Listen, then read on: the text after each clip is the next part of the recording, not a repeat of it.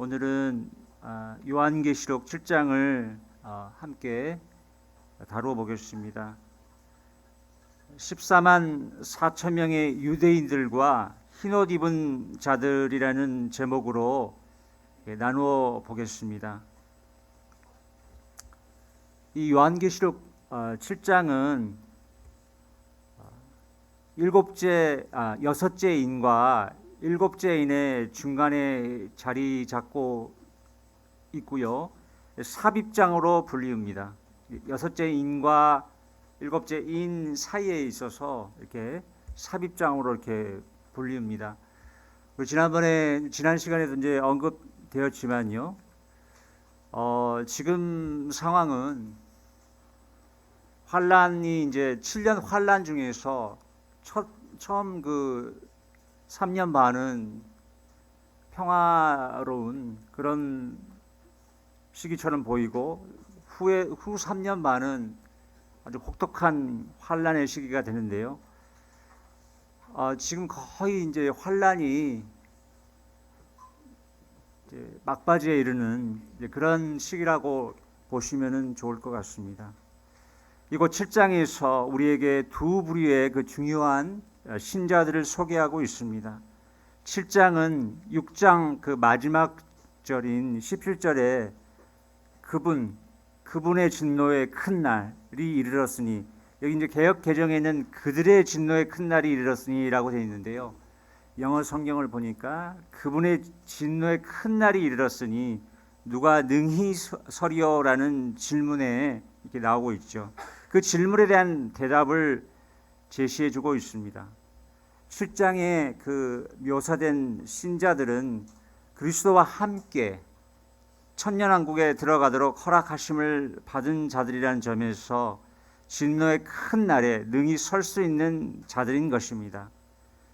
하나님은 진노 중에도 유대인과 이방인 모두에게 하나님의 자비를 베푸시는 것입니다. 첫째로요, 환란기 기간 그 천사들의 사역이 나옵니다.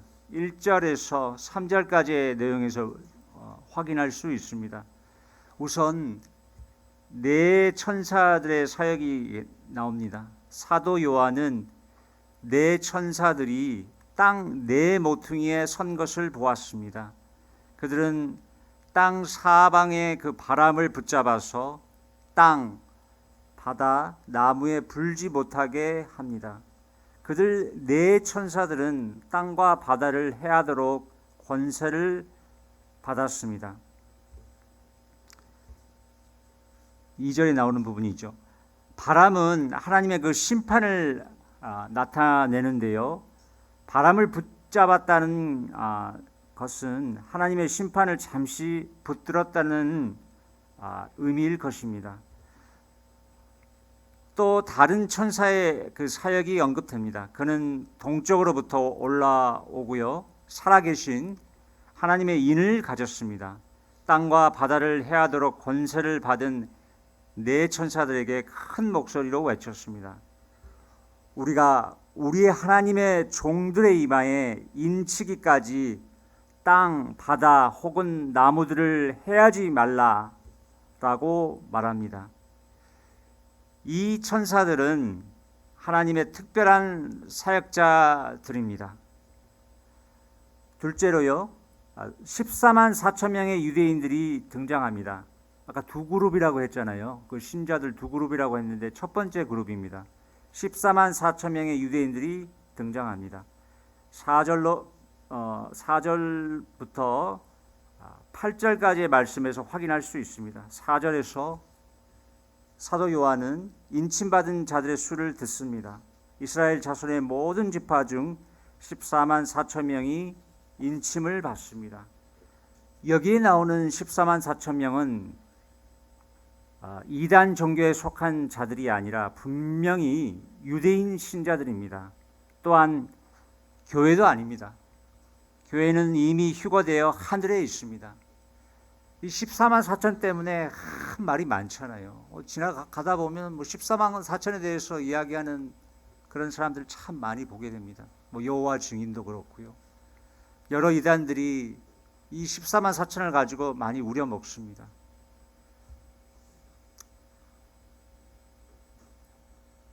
이 유대인 성도들은 아마도 환란의 그 초반부의 구원을 얻은 자들인 것 같습니다. 그들의 이마에 있는 이는 그들이 하나님께 속한 자들이라는 표시이자 7년 환란 기간 동안 죽임을 당하지 않고 보존되리라는 보증입니다. 여기서의 인침은 성령님의 인침이 아니고요. 성령님의 인치심은 우리 에베소서 1장 13절, 14절 이런 부분들을 보면은 성령님의 인치심에 대한 부분이 나오는데요. 그러한 성령님의 인치심이 아니고 천사들의 인침입니다. 이와 비슷한 장면을 우리 에스겔서 9장에서 찾아볼 수 있습니다. 에스겔서 9장 이 부분 잠깐 언급을 드리면요. 여기서는 유다와 예루살렘에 임할 심판에 대한 묘사가 나와 있는 가운데요. 하나님의 임재의 사라짐과 우상 숭배자들의 멸망이 다루어지고 있습니다. 우상 숭배자를 반대한 신실한 유다인들은 그 죽임을 당하지 않도록 그 이마에 표를 했던 것입니다. 에스겔서 9장에 그런 내용이 있습니다. 5절로부터 8절까지의 말씀에서 유다 지파, 루벤 지파, 갓 지파, 아셀 지파, 납달리 지파, 므낫세 지파, 시므온 지파, 레위 지파, 이사갈 지파, 스불론 지파, 요셉 지파, 베냐민 지파에서 각각 1만 2천 명씩 그 인침을 받습니다. 이스라엘 12지파의 이름 가운데 빠져있는 지파가 어느 지파인 것 같습니까? 성도님들, 여기 지파 보니까 어떤 지파가 빠졌습니까? 그렇죠. 단지파와 에브라임 지파입니다. 이스라엘 12지파의 이름에는 에브라임 지파와 단지파의 이름이 제외되어 있습니다. 그들의 이름이 제외된 이유는 아마도 그들의 우상 숭배 때문일 것입니다. 하지만 또 에스겔서를 보면요, 에스겔서에 예언되어 있는 천년왕국에서 그 땅을 분배받는 그런 모습에서는 그때에는 두 지파 모두 땅을 또 유업으로 받게 됩니다. 그리고 요셉 지파와 레위 지파는 12지파 가운데 포함되어 있잖아요. 요셉 지파는 틀림없이 자기 아들 에브라임의 자리를 대신했을 것입니다. 인침을 받은 14만 4천 명의 유대인들은 아마 전 세계적으로 복음을 증거하는 사역을 할 것이라 생각이 됩니다. 이들은 그 왕국의 복음, 개역 개정에는 이제 천국 복음이라고 나오는데 이 왕국의 복음을, 왕국 복음을 선포할 것입니다. 마태복음 24장 13절 14절 이 부분을 읽어보면 확인할 수 있습니다. 이들의 역할이 분명히 있다는 것이죠. 다음에 등장하는 수많은 흰옷 입은 자들이 14만 4천 명의 그 유대인들의 그 전도를 통해서 주님을 믿게 되지 않았을까 생각해 봅니다. 그들의 그 열매들이라는 거죠. 그렇게 한번 추측을 해보게 됩니다. 계시록 14장에 다시 이제 14만 4천이 등장하는데요. 이 부분을 한번 저희들 같이 한번 볼까요? 요한계시록 14장을 보면은 다시 한번 또 14만 4천이 언급을 되고 있어요. 그래서 제가 한번 보죠. 나중에 또 14장 또 공부를 하게 되지만은 잠깐 한번 보도록 하겠습니다. 14장 1절 말씀을 제가 한번 보겠습니다. 또 내가 보니 보라 어린 양이 시온산에 섰고 그와 함께 14만 4천이 서 있는데 그들의 이마에는 어린 양의 이름과 그 아버지의 이름을 쓴 것이 있더라.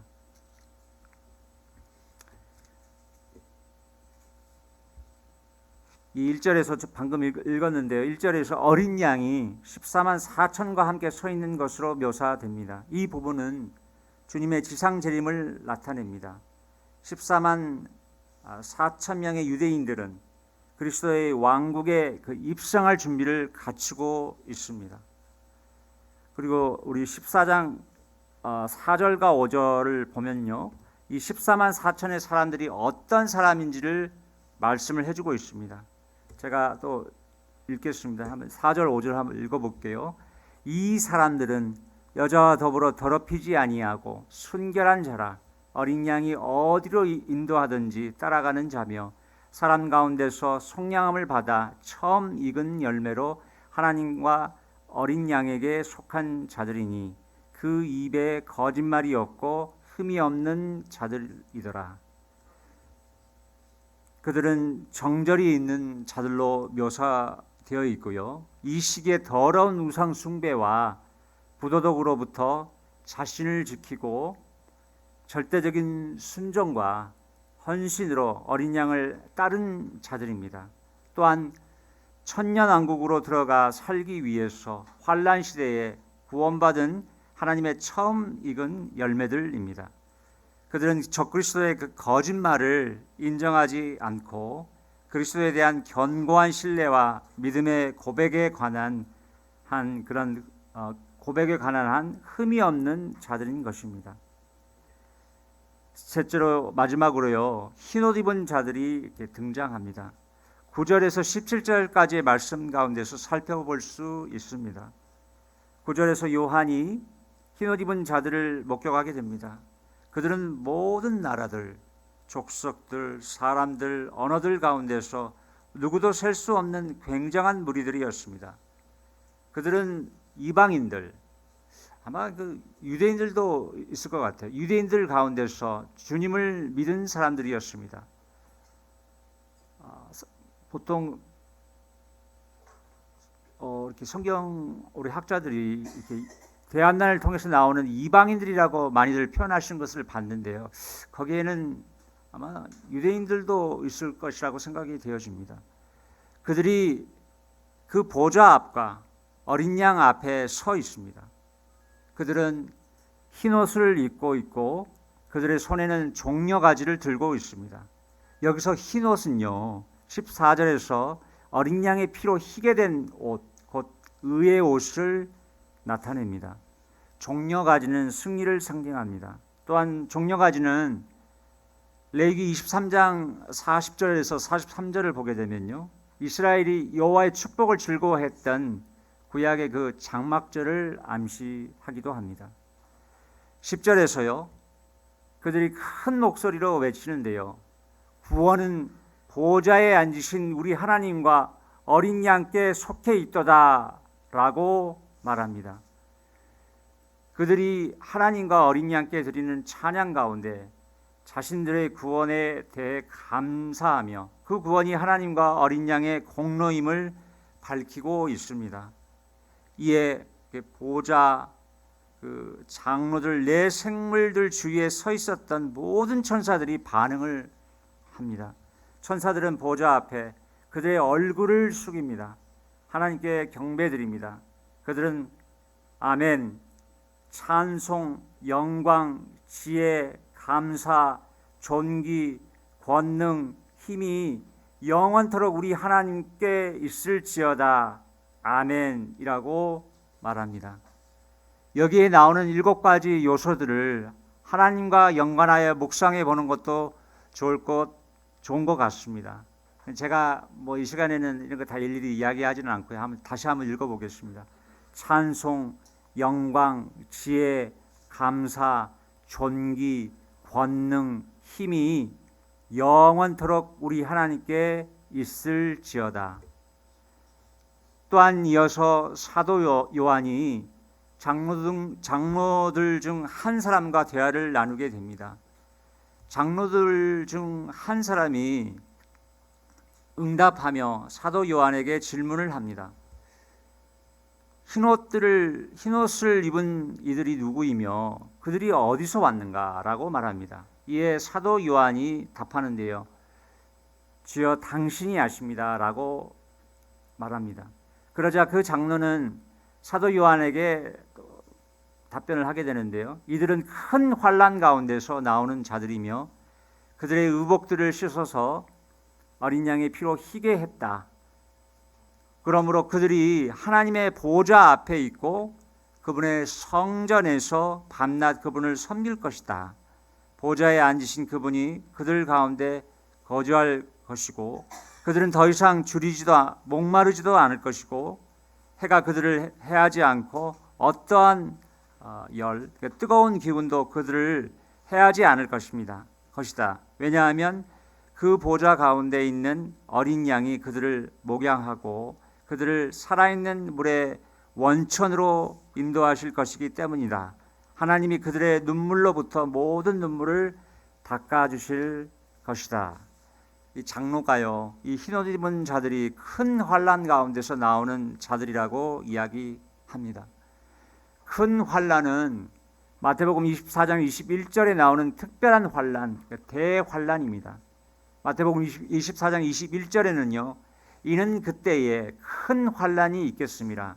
창세로부터 지금까지 이런 환난이 없었고 후에도 없으리라 라고 이렇게 되어 있습니다.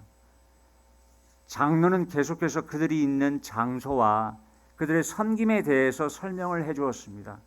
이 흰옷을 입은 큰 무리들이 있는 장소가 하늘인지 혹은 천년왕국의 지상인지에 대해서 다양한 분별이 있는 것 같습니다. 저는 여기서 크게 두 가지 정도의 분별을 소개하고 싶습니다. 제가 딱 그 결론을 내서 이렇게 하기보다는 그런 분별이 있다는 걸 이렇게 말씀을 드리겠습니다. 만일 흰옷을 입은 자들이 하늘에 있는 것이라면요, 이들은 필시 대환란 기간에 순교당한 자들일 것입니다. 그들의 혼이 하나님의 보좌와 어린 양께 선 것이겠지요. 만약에 흰옷을 입은 자들이 천년왕국의 지상에 있다면요, 그들은 환란을 통과하여서 생존한 사람들일 것입니다. 그들이 있게 될 하나님의 보좌와 그분의 성전은 천년왕국 기간에 예루살렘에 위치하게 될 천년왕국 성전에 대한 언급일 것입니다. 어느 곳이 되든 간에요, 여기에 묘사된 그 축복들을 주목해 보면 참 저에게 좀 기쁨이 되고 소망이 되는 것 같습니다. 완전한 위치, 또 완전한 봉사, 또 완전한 어떤 교제, 완전한 만족, 완전한 안전, 완전한 인도함, 완전한 어떤 기쁨이 이 가운데 이렇게 묘사되어 있습니다. 그러한 축복의 시간을 소망해 보게 됩니다. 또한 하나님께서 7년 환난 때에도 자신에게 속한 자들을 예비하시는 그러한 분이심에 감사드립니다. 이상입니다. 요약을 마치겠습니다.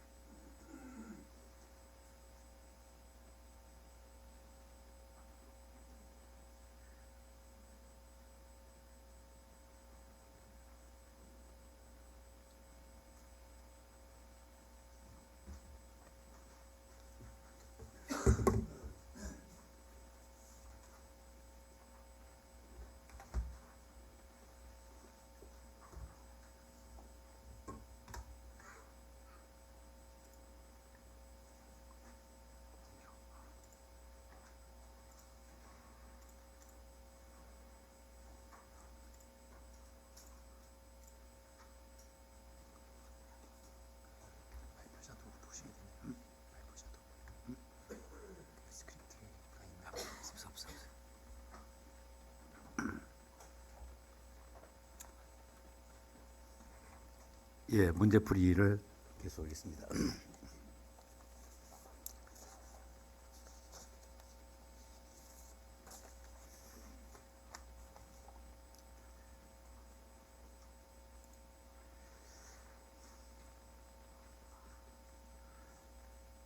첫 번째 문제가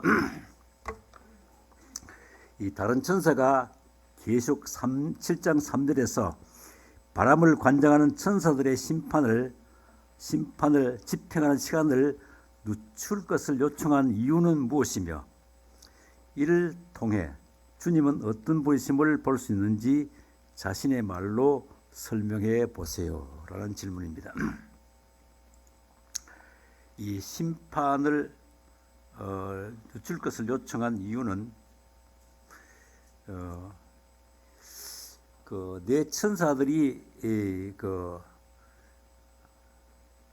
바람을 불지 못하게 하고 또 해치지 못하게 한 이유는 12지파에서 선택된 14만 4천 명에게 인을 칠 시간적 여유를 갖기 위해서 늦추라 이렇게 아마 요청했다고 보여집니다.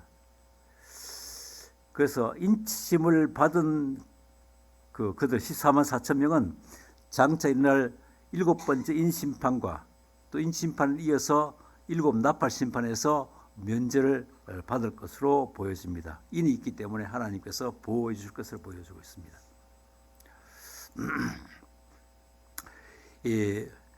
그들은 12지파의 대표로서 전 세계에 흩어져서 왕국 복음을 전해서 아무도 셀 수 없는 큰 무리가 예수와 그리스도를 구원자와 주님으로 영접하여 구원을 받게 될 것입니다. 그 큰 무리는 특별히 아마 유대인과 아까 이방인들이 주로 된다고 했는데 유대인들이 아마 주가 되지 않겠느냐. 왜냐하면 7년 대환란은 유대인들을 위해서 하나님께서 특별히 설정한 기간이기 때문에 특별히 유대인들의 구원이 주가 되지 않겠느냐. 그래서 이방인도 그때 환란 성도에 포함되고 유대인들이 거의 다 구원받을 것이다. 이런 것을 우리가 생각할 수 있습니다. 그래서 인침이 완료되면 이제 하나님의 심판이 계시될 것을 보여주고 있습니다. 네 천사들이 이제 바람을 불지 못하도록 이제 제한됐는데 그다음 풀려난 시점은 언제 될 거냐? 문맥에 보면 7 나팔 심판을 포함한 7번째의 인심판이 준비하는 부분이기 때문에 7번째 심판 전에는 이제 풀려나지 않겠느냐 이렇게 추정이 되는 것입니다. 그러면 주님은 여기서 어떤 분이신 것을 우리가 알 수 있느냐? 심판 중에서도 긍휼을 베푸시는 하나님이시다. 특별히 유대인들에게 하나님께서 긍휼을 베푸셔서 유대인들이 이제 아직까지도 이제 예수 그리스도를 메시아로 인정하지 않고 받아들이지 않는데 그때 극심한 환난을 통해서 유대인들이 구원을 받게 하시기 위해서 그렇게 하나님께서 이런 심판을 준비하시는 것이다. 또 두 번째는 모든 일을 자신의 뜻의 의도대로 이루시는 분이시다. 하나님께서는 창세전에 하나님께서 이 모든 계획을 계획했잖아요. 했는데 이제 때가 됐기 때문에 이제 만물을 그리스도의 주권 아래 두기 위해서 이제 천년왕국 되면 예수님께서 만왕의 왕으로서 만주의 주로서 이제 다스리 통치하게 되는데 그 통치에 두기 위해서 이렇게 이 모든 재앙을 모든 심판을 이루시는 분이신 것을 보여주고 있습니다. 자, 두 번째 문제는 계시록 7장 4절에서 하나님의 인의 표시를 받은 사람은 어떤 사람들인가요? 또 하나님의 인을 심판을 받은 사람처럼 당신도 현재를 이미 있는 자로 살아가기 위해서 무엇이 필요한지 내 자신에게 적용해서 교제하기를 원한다. 이렇게 말하고 있습니다. 자, 먼저 하나님의 인의 심판을 받은 사람은 어떤 사람들이냐? 6장 17절 마지막 6번째 인심판 후에 사람들이 뭐냐면 그분의 진노의 날에 이르렀으니 누가 견뎌낼 수 있겠느냐? 누가 견뎌낼 수 있겠느냐? 이렇게 사람들이 아우성치는 것을 볼 수가 있습니다. 그래서 인을 침을 받은 사람들은 진노의 큰 날을 견딜 수 있도록 그러니까 대환란을 통과할 수 있도록 면제받을 수 있도록 그렇게 한 사람들이라고 보여집니다. 하나님이 특별히 선정해서 14만 4천 명이거든요. 그 사람들은 진노의 큰 날을 견딜 수 있는, 통과할 수 있는 그런 사람들이다. 그 인을 친 것은 뭐냐? 인은 어린 양과 아버지의 이름이라고 아까 읽어봤죠. 14절에 그 아버지의 이름과 또 어린 양의 이름이 딱 이마에 딱 기록되어 있기 때문에 그 사탄도 또 누구도 감히 뭐냐면 이 사람들은 손대지 못한다는 것을 보여주고 있습니다. 그래서 이마에 어린 양과 아버지의 이름이 표시되어 있어서 앞으로 닥칠 큰 환난 3년 반에 견딜 수 있도록 혹은 또 3년 반을 환난을 면제받을 수 있도록 하나님의 특별한 보호를 받을 것이다 고 보여주고 있습니다. 아까 에스겔서 7장 4절 7절은 아까 읽어봤습니다. 그래서 예루살렘에서도 이런 그 탄식하며 우는 자들의 그 이마에 표를 그리기 위해서 표가 있는 사람들은 무자비한 살해에서 면제될 것을 보여주었습니다.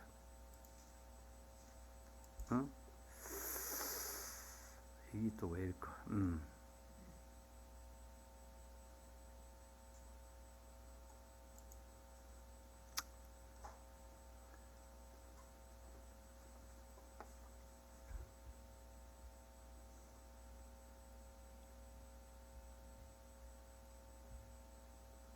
예,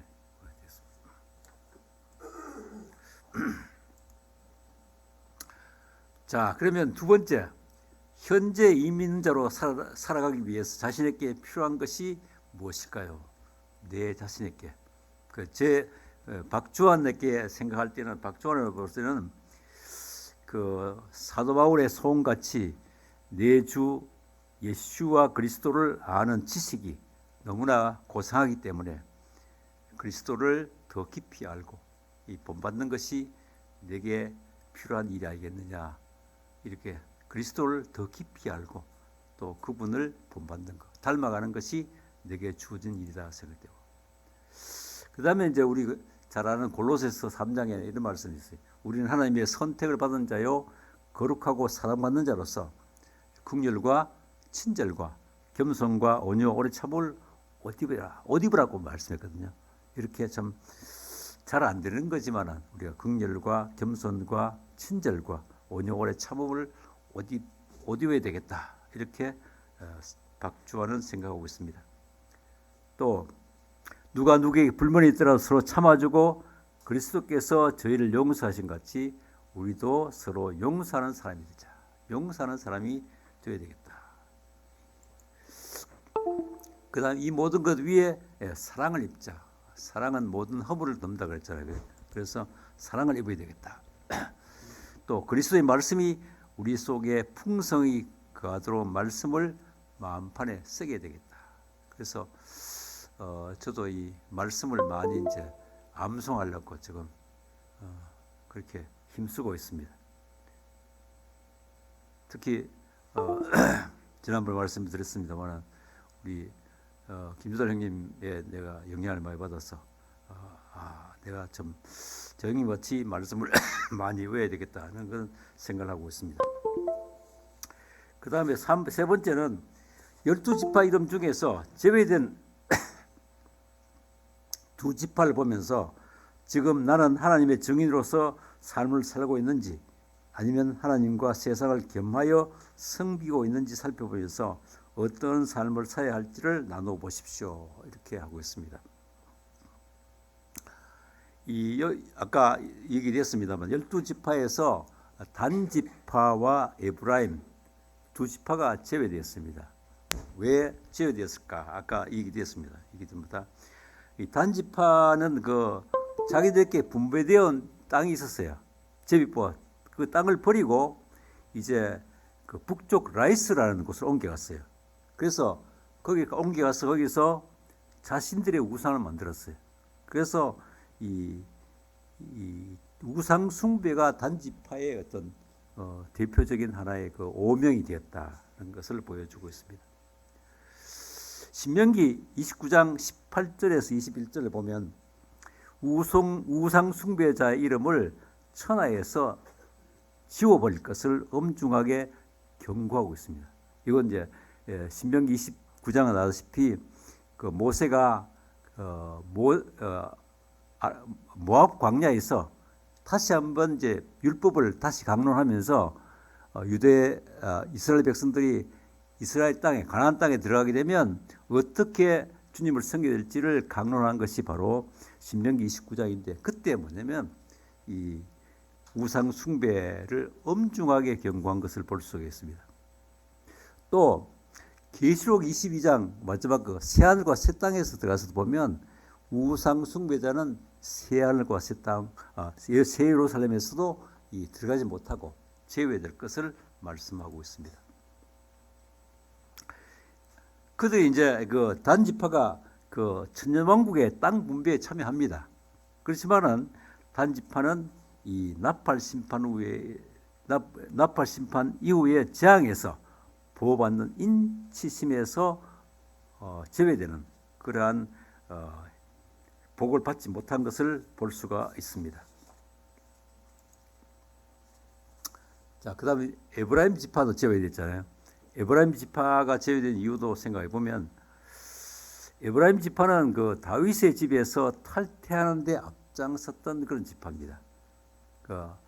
아다시피 우리가 남 유다 왕국이 있고 북 이스라엘 왕국이 있었는데 이 에브라임 지파가 주동이 되어서 이스라엘 왕국을 세우고 이제 남 유다 왕국과 이제 대치했던 것을 볼 수가 있습니다.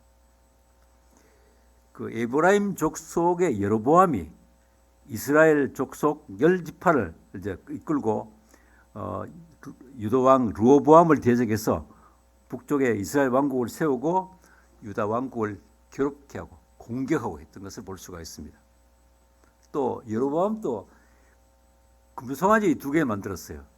만들어가지고 하나는 베델에 두고 하나는 단에 두고 백성들에게 경배하도록 한 죄를 범했습니다. 여로보암이 가만 생각해 보니까 이스라엘 백성들이 계속해서 예루살렘에 가서 절기를 지키고 거기 가서 하나님을 경배하게 되면 혹시 뭐냐면 북방에 있는 10지파가 자기를 버리고 유다를 갈까 싶어서 그래서 가지 못하도록 하기 위해서 이 금송아지 만들어서 단에 북쪽에는 단에 두고 남쪽에는 아마 베델은 그 유다 왕국의 그 경계치에 두고서 너는 여기서 경배해라. 유다 왕국에 가지 마라. 예루살렘에 가지 마라. 이렇게 했던 것을 우리가 성경에서 볼 수가 있습니다. 또 에브라임 지파는 적국인 아람과 연합해서 유다 왕국을 공격하는 데 앞장섰던 그 지파였습니다. 그래서 참 어려움을 당했던 것을 볼 수 있습니다. 그래서 하나님께서 애굽에 인도에서 낼 때 세우신 언약을 이제 저버리고 우상을 섬겨둔 에브라임 지파는 인침을 받은 지파 리스트에서 제외됐다. 이렇게 제가 추정을 하고 있습니다. 나의 삶에서 하나님과 이 세상을 겸하여 섬겨 있는가? 어떤 삶을 살아야 할까? 하는 것을 우리가 생각해 보자고 여기서 질문을 하고 있습니다. 우리가 현재 뭐냐면 그리스도인들이 우상을 섬기지 않습니다. 그렇지만 성경에 보면 탐심은 우상 숭배다 이렇게 말씀하셨습니다. 그래서 우리에게 주어진 삶에서 돈에 대한 지나친 욕심, 그 탐심을 물리치고 이제 하나님께서 주신 물질에 만족하는 삶을 살아야 된다는 것을 우리에게 교훈해 주고 있습니다. 이건 각자 분별이 다 다르기 때문에 또 나중에 조별 그 토의할 때 한번 이 문제를 한번 나눠주면 좋겠다 생각됩니다. 그다음 네 번째, 계시록 7장 15절에 보면 보호자에 앉으신 분은 누구이며 그분이 그들 가운데 거하심으로 기대되는 주님의 모습은 무엇이며 현재 나에게 이러한 모습이 증거되기 위해 필요한 것은 무엇이라고 생각됩니까? 이 문제가 세 개인데 첫 번째, 보호자에 앉으신 분은 누구시냐? 이제 이 장면은 이제 그 앞에 14만 4천 명하고 이제 끝나고 이제 보좌가 장벽면이 장로들과 내생물이 있는 하늘로 옮겨졌다. 나는 이제 이렇게 분별했는데 아까 또 이게 또 예루살렘 성전이라고 분별하는 사람도 있어요. 지상에는. 저는 그 장들과 내생물이 있는 그 하늘 보좌로 옮겼다. 이렇게 분별하고 있습니다. 그래서 아무도 셀 수 없는 큰 무리는 흰옷을 입고 손에 종려나무 가지를 들고 하늘의 보좌와 어린 양 앞에 서서 찬송을 하고 있는 것을 볼 수가 있습니다. 그래서 흰옷을 입은 셀 수 없는 큰 무리는 14만 4천 명의 복음 전도자의 사역의 열매들이다. 이분들이 참 아마 효과적으로 복음 전했던 것 같아요. 셀 수 없는 무리. 우리가 지금 현재 복음 전해보면 잘 안 믿잖아요. 사람들이 마음을 안 여는데 이때는 아마 복음이 잘 믿게 들어가는 것 같아요. 그래서 많은 사람들이 구원받는 것을 볼 수 있습니다. 그래서 그들이 전하는 복음을 듣고 믿다가 대환란 하면 이제 그 중에서 7년 중에서 후 3년 반을 말하는데 사탄과 그 부하들께 아주 혹독한 핍박을 받고 순교당했다가 하늘 보호자 옆에 승천한 자가 알겠느냐? 저는 이렇게 분별하고 있습니다. 물론 이게 이제 나중에 그 부활한 후에 천년왕국에 들어가서 첫 번째 부활이라겠죠. 천년왕국에 들어가서 하나님을 예배할 수도 있는데 여기서 이제 문맥을 봤을 때는 하늘 보좌라고 나오기 때문에 저는 이렇게 하늘 보좌 앞으로 승천한 자들이 알겠느냐 이렇게 보고 있습니다. 그래서 그렇다면 보좌에 앉으신 분은 아까 설명해서 찬송과 감사와 존귀와 영광을 받으시기에 합당하신 하나님이시다 하는 것을 보여주고 있습니다. 자, 그러면 그분께서 우리 가운데 거하심으로 기대되는 주님의 모습은 무엇이냐 이렇게 질문하고 있습니다. 첫 번째 말씀에 보면 그분께서 성막을 펼치실 것이다. 성막이라 하면 우리 그 유대인들이 그 광야 생활할 때 하나님께서 성막을 치시고 낮에는 구름 기둥으로 밤에는 불 기둥으로 그 임재했던 이스라엘 진에 임재했던 하나님 우리가 생각해 볼 수가 있습니다. 그래서 그 모든 이스라엘 백성들을 모든 재난과 어려움에서 하나님께서 지켜주시는 낮에 더위, 사막의 한 땡빛이잖아요. 더위와 밤의 추위와 또 메추라기와 만나로서 하나님께서 먹이시는 그런 하나님의 임재를 나타낸다 이렇게 보여집니다. 그 다음에 이제 아까 조금 전에 말씀드린 광야 생활에 필요한 육체적인 양식이나 생수를 공급하고 영적인 굶주림이나 목마름도 만족시키실 것입니다. 또 태양도 어떤 불빛도 그들을 상하게 하지 못할 것이다 그 말씀하고 있고 또 그들의 목자가 되어서 생명수 샘으로 인도하실 것이라 그 말씀하고 있습니다. 또 그들의 눈에서 모든 눈물을 닦아 주실 것이다.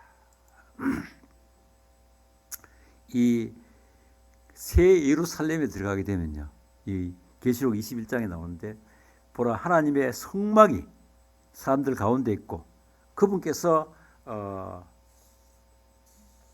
그들 가운데에 거하시고 그들은 그분의 백성이 될 것이다.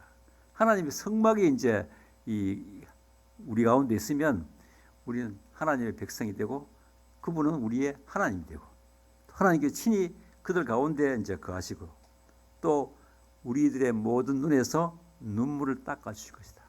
우리가 참 이 땅에 살면서 여러 가지 고난을 당하고 어려움 당하지만 우리의 모든 눈물을 닦아 주실 것이다. 더 이상 죽음도 없고 더 이상 슬픔도 부르짖음도 고통도 없을 것이다. 그래서 하나님의 성막이 우리 가운데 가시면 이런 우리가 축복을 이러한 복을 누릴 수 있다는 것을 보여주고 있습니다. 자, 마지막으로 14장 1절에 나오는 시온산에 서 있는 그 14만 4천 명을 볼 수 있는데 우리는 환난을 통과해서 나온 14만 4천 명의 생명의 보존을 보고 있습니다. 계시록 7장 9절에 이방인들 가운데 큰 무리가 환란에서 나오는 것을 볼 때 우리는 주님께서 어떠한 분이심을 배우게 됩니까? 이렇게 말하고 있습니다. 큰 무리가 환란에서 나오는 것을 볼 때. 아까 말씀드렸습니다만 14만 4천 명의 전도자들이 이마에 하나님과 어린 양의 이름표가 있어 살아서 이제 환란을 통과한 것으로 우리가 분별하고 있습니다. 그러나 큰 무리는 환란에서 순교를 당하고, 왜냐하면 14년 대환란 때 보면요, 예수님 믿으면 살아남을 수가 없어요. 전부 순교당하게 돼 있어요. 짐승의 표가 이마에 없으면요, 그 물건을 사지도 못하고 또 팔지도 못하고 완전히 죽게 돼 있어요. 그래서 순교를 당하면서 하늘의 보좌 앞으로 이끌려면 받아서 하늘에서 하나님을 섬기는 것으로 저는 분별을 하고 있습니다. 그들의 육체는 비록 순교를 당했지만 그들의 영은 살아서 하늘에 올라가 밤낮 끊임없이 하나님을 예배하고 지내는 것을 볼 수가 있습니다. 따라서 우리 주님은 진노 가운데서도 긍휼을 나타내시고 또 은혜를 베푸시는 하나님이심을 보여주고 있습니다. 특별히 뭐냐면 7년 대환란은 우리 이방인보다는 자기 친백성 이스라엘의 구원을 위해서, 이스라엘이 지금 아직도 뭐냐면 하나님을 계속 거역하고 있지만 이 환란을 통해서 하나님께서 이스라엘을 구원하고자 하는 큰 계획을 이제 착착 진행해 가고 있는 것을 보여주고 있습니다. 이상입니다. 기도하고 마치겠습니다. 하나님 아버지, 오늘 계시록 7장을 통해서 이제 14만 4천 명의 전도자를 통해서 셀 수 없는 큰 무리가 구원받고 하나님을 찬양하는 모습을 저희들이 보았습니다. 참 하나님은 이런 심판 가운데서도 긍휼을 베푸시는 하나님이신 것을 보여주며, 참 우리 인간들의 생각보다는 참으로 참 한없이 넓으시고 사랑이 높으신 것을 보여주고 있습니다. 우리가 그 사랑의 너비와 사랑의 길이와 높이와 깊이가 어떠함을 깨달을 수 있고 지식을 뛰어넘는 그리스도의 사랑을 알게 해 주시기를 바랍니다. 그래서 우리의 사랑이 하나님의 모든 충만한 데까지 저희들도 충만해지게 하여 주시옵소서. 예수 그리스도의 존귀하신 이름으로 감사하며 기도드렸습니다. 아멘.